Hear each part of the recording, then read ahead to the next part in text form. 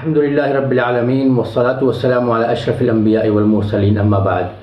عزیز ساتھیوں، قربانی کی تیاریوں کا وقت ہے اور مسلمان زور و شور سے وہ قربانی کی تیاریوں میں مصروف ہیں۔ قربانی کو لے کر مسلمانوں کے اندر عجیب و غریب قسم کے شوق پائے جاتے ہیں۔ بہت سارے لوگوں کو شوق ہوتا ہے کہ مہنگے سے مہنگی جانوروں کی قربانی کی جائے۔ بہت سارے لوگوں کو شوق ہوتا ہے کہ وہ الگ الگ نسلوں کی جانوروں کی قربانی کریں، اور اگر کسی بکرے پر کچھ اللہ اور محمد جیسا کچھ لکھا ہوا معلوم پڑے تو اس بات کا اندازہ لگانا مشکل ہے کہ اس کی قیمت کیا ہوگی۔ الگ الگ لوگوں میں قربانی کو لے کر مختلف قسم کے وہ شوق اور دلچسپیاں پائی جاتی ہیں، لیکن ضرورت اس بات کی ہے کہ ہم یہ جاننے کی کوشش کریں کہ قربانی کا اصل شوق کیسا ہونا چاہیے، قربانی کے پیچھے اصل جوش اور جنون وہ کس طرح کا ہونا چاہیے۔ اور ظاہر سی بات ہے، اس کے لیے ہم کو قربانی کی تاریخ سے واقفیت ہونا ضروری ہے، اور وہ تاریخ ہمارے دل و دماغ میں اچھی طرح سے راسخ ہونی چاہیے۔ وہی قربانی کا اصل مقصد ہے، وہی قربانی کی روح اور قربانی کی جان ہے۔ باقی تمام قسم کے شوق اور دلچسپیاں قرآن کی زبان میں قیامت کے دن ہباء منثورہ ہو جانے والی ہیں، نیست و نابود ہو جانے والی ہیں، ختم ہو جانے والی ہیں۔ نہ تو اس پر بندے کو کسی طرح کا اجر و ثواب ملنے والا ہے، اور نہ اس طرح کے شوق اور دلچسپیاں اللہ تبارک و تعالیٰ کے نزدیک قابل قبول ہیں۔ تو پھر آئیے قربانی کی تاریخ اور اس کی حقیقت کو سمجھنے اور اس کے بارے میں جاننے کی کوشش کریں۔ حضرت ابراہیم علیہ السلام کا واقعہ قرآن کی مختلف صورتوں میں بیان کیا گیا ہے۔ جب حضرت ابراہیم علیہ السلام بڑھاپے کی عمر کو پہنچتے ہیں تو ان کو اللہ تبارک و تعالیٰ کی طرف سے یہ حکم دیا جاتا ہے کہ وہ اپنے جوان بیٹے کو اللہ تبارک و تعالیٰ کی خوشنودی کے لیے قربان کر دیں۔ اللہ تبارک و تعالیٰ کے حکم کی تعمیل میں اپنے جوان بیٹے کو اپنے بڑھاپے کی عمر میں وہ قربان کر دیں۔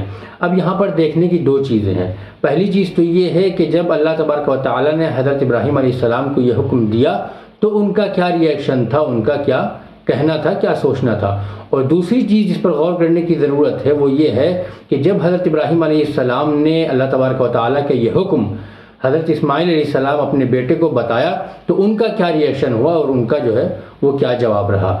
قرآن کہتا ہے کہ جب اللہ تبارک و تعالیٰ نے حضرت ابراہیم علیہ السلام کو اپنے بیٹے کو قربان کرنے کا حکم دیا تو حضرت ابراہیم علیہ السلام اپنے بیٹے کے پاس گئے اور ان سے فرمایا کہ انی ارا فی المنام انی اذبحک فانظر ماذا تری، مجھے یہ حکم دیا گیا ہے کہ میں تم کو اللہ کی راہ میں قربان کر دوں، اور اب تم دیکھو کہ تمہاری کیا رائے ہے اور تمہارا کیا مشورہ ہے۔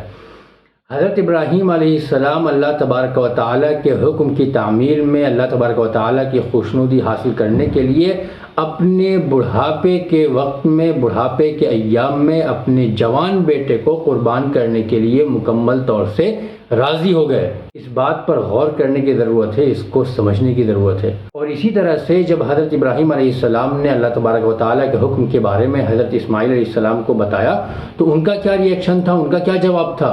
فرمایا یا ابتی افعل ما تؤمر، اے میرے والد، آپ کو جس چیز کا حکم دیا گیا ہے آپ وہ چیز کر دیجئے۔ جس کام کو کرنے کا اللہ تبارک و تعالیٰ نے آپ کو حکم دیا ہے آپ وہ کام کر ڈالیے۔ ستجدنی انشاءاللہ من الصابرین، اور اللہ تبارک و تعالیٰ کے اس حکم کی تعمیل میں آپ مجھ کو صبر کرنے والا پائیں گے، صابر پائیں گے۔ اس پورے واقعے پر غور کرنے کی ضرورت ہے، اس کو تصور کرنے کی ضرورت ہے۔ آخر وہ کیسا منظر رہا ہوگا جب ایک بوڑھے باپ کو اس بات کا حکم دیا جا رہا ہے کہ وہ اپنے ہاتھوں سے اپنے جوان بیٹے کو قربان کر دے۔ چنانچہ وہ بھی تیار ہیں، اور جب ان کے بیٹے کو بتایا گیا تو وہ بھی تیار ہو گئے کہ جب اللہ تبارک و تعالیٰ کا حکم ہے تو میں قربان ہونے کے لیے تیار ہوں۔ آخر کیسے لوگ تھے وہ، کیسا ایمان تھا ان کے اندر، کیسا جذبہ تھا اللہ تبارک و تعالیٰ کی اطاعت و فرما برداری کا، کیسا شوق تھا۔ اور آج ہمارے لیے اس پورے واقعے کو تصور کر پانا بھی ایک مشکل کام ہے۔ عزیز ساتھیوں، تاریخ کا یہی وہ ایک عظیم واقعہ تھا جس کے بعد قربانی کا آغاز ہوا اور اس عبادت کی شروعات ہوئی۔ چنانچہ اب اگر ہم قربانی کی اس حقیقت کو سامنے رکھیں تو ہم کو پتہ چلے گا کہ قربانی کس چیز کا نام ہے اور قربانی کس جذبے اور کس شوق کا نام ہے۔ عزیز ساتھیوں، قربانی نام ہے اللہ تبارک و تعالیٰ کی مکمل اطاعت و فرما برداری کا۔ قربانی نام ہے اس بات کے اقرار کا کہ اللہ کے لیے ہم سب کچھ قربان کرنے کے لیے تیار ہیں۔ قربانی نام ہے اس وعدے کا کہ جس طرح ہم آج اللہ تبارک و تعالیٰ کے حکم کی تعمیل میں ایک جانور ذبح کر رہے ہیں، قربان کر رہے ہیں، اگر اللہ تبارک و تعالیٰ کا حکم ہوا، اس کی مرضی ہوئی، تو ہم اپنے آپ کو بھی قربان کرنے کے لیے جو ہے وہ تیار ہیں۔ قربانی نام ہے اللہ تبارک و تعالیٰ کے سامنے اپنے آپ کو مکمل طور سے سرنڈر کر دینے کا۔ قربانی نام ہے اپنی انا اور اپنی ذاتی مفادات کو پس پشت ڈال دینے کا۔ قربانی نام ہے ہر اس چیز کو راستے سے ہٹا دینے کا جو اللہ کی محبت کے راستے میں رکاوٹ بنے اور حائل ہو۔ قربانی نام ہے ہر چیز کو اللہ کے راستے میں لٹا دینے کے عزم کا۔ قربانی نام ہے اللہ تبارک و تعالیٰ سے ایسی محبت کا جس محبت کے سامنے آدمی کسی چیز کی پرواہ نہ کرے، کسی چیز کو خاطر میں نہ لائے۔ قربانی نام ہے اللہ تبارک و تعالیٰ سے ایسی والہانہ محبت کا، ایسی بے قرار محبت کا جو اس انسان کے اندر تھی جس کی وجہ سے قربانی کا آغاز ہوا اور اس عبادت کی شروعات ہوئی۔ عزیز ساتھیو، قربانی نام ہے یا ابتی افعل ما تؤمر والی محبت کا۔ قربانی نام ہے انی ارا فی المنام انی اذبحک فانظر ماذا تری والی محبت کا۔